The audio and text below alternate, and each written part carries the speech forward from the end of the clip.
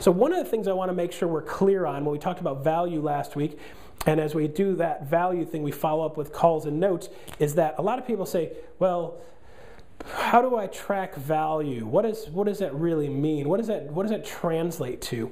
So you guys have heard of this crazy dude named Einstein. He had really funny hair, you know? German guy? German dude. Yeah, I think I heard of him. A little bit on the smart side, you know? His IQ was way up there, right? And he had the uncanny ability to make really complicated things very, very simple. So he came up with this famous equation. Do you remember what the famous equation Einstein came up with was? This most famous equation from Einstein? Sorry, let me back up here. For every action, equal opposite. That's actually Newton. Okay, so she's like, for every action there's an equal opposite reaction, right? Yes, so that's the guy Newton, right? Different dude, but he was a cool dude, right? He had an apple fetish of some sort, right? So Einstein came up with this really E equals mc squared, right? And everybody's like, what does that mean? So Einstein basically said, well, there's a bunch of crazy math behind it, and you could like fill a room with this math, right? And he broke it down to two simple things. This equals this. And what it turns out is energy equals mass times a constant squared. And you're like, what the heck does that mean, Russ? All that simply means is everything that is matter is energy. Everything is energy. You are energy. Your handbag is energy. This cup is energy. The water that's in here is actually energy, just in a different form. The energy drink. That's where the energy drink came from. Kidding, of course. That's just water. Energy equals mc squared. Okay, so everything is energy. And I'm like, wow, that's really simple. So people say, well, I want to make more money. Okay, here's the equation. V equals... There's got to be effort in there somewhere. V equals C. You're like, what does that mean? Wow, that's really awesome. Actually, we should do V equals C squared. Now that it looks like an even better equation, right? And you're like, ooh, this is great. This is my Einstein moment. This is going to be revolutionary. V is value equals cash. Value equals cash. Value equals cash squared. The more value you deliver, the more cash you get, and it just keeps coming and coming and coming. So the higher level of value you deliver, the more money you make. It's just the way it works, right? It really is as simple as that. So let me ask you this. If somebody is a CEO of a company and they're paid a massive amount of money, is it because they deliver the highest level of value? If the amount of value they're delivering doesn't match their income, what happens to them? The whole company.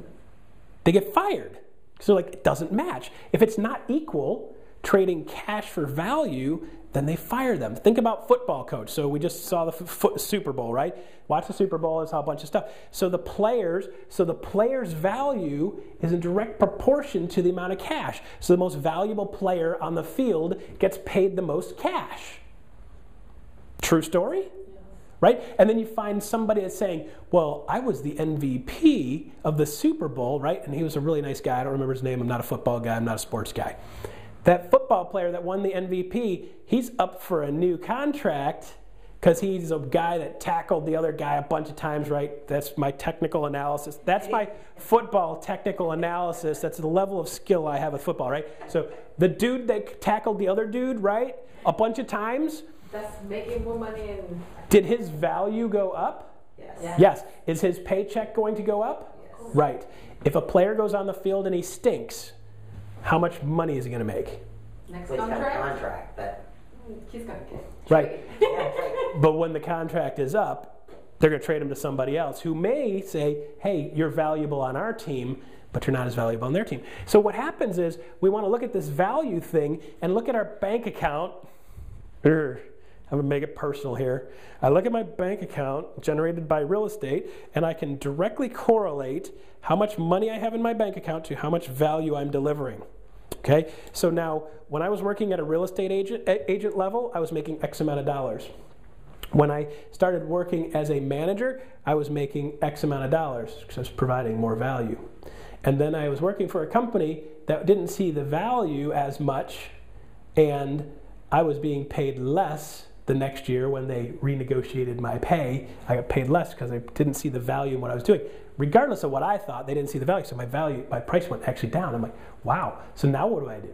Now I have to deliver more value. That's when I made a shift in my business, able to deliver more value at a higher level to a more personal level with another person in business. My value went up and somebody was willing to pay me a lot more. They said, hey, I need this. I know you can do it. And they were willing to pay me a massive amount of money to deliver that value consistently. Then, of course, I start with Carrington, and they saw value. My boss, Wendy, love her. She's awesome, right? She's awesome, treats me great, smart, friendly, good looking, all the above, right?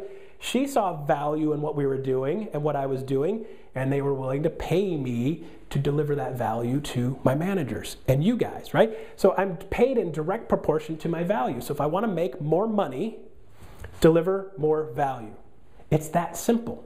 So when you say, make more money, my brain automatically goes, okay, what can I do to deliver more value? So I want to make more money, so I'm delivering more value. So you guys notice I'm delivering value to you too. I'll probably put in for a pay raise next week, maybe the week after. Kidding. Delivering value to you guys to increase what we do. Because I know if you guys make more money, guess what? You make money too.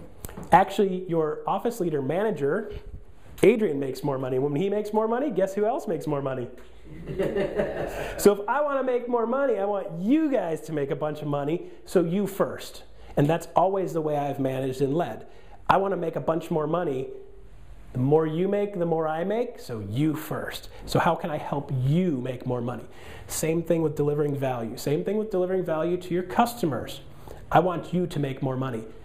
Do you think if you had an investor that you were able to guide into making good business decisions and buying good houses, and they were making a bunch of money, they'd be willing to pay you a ton?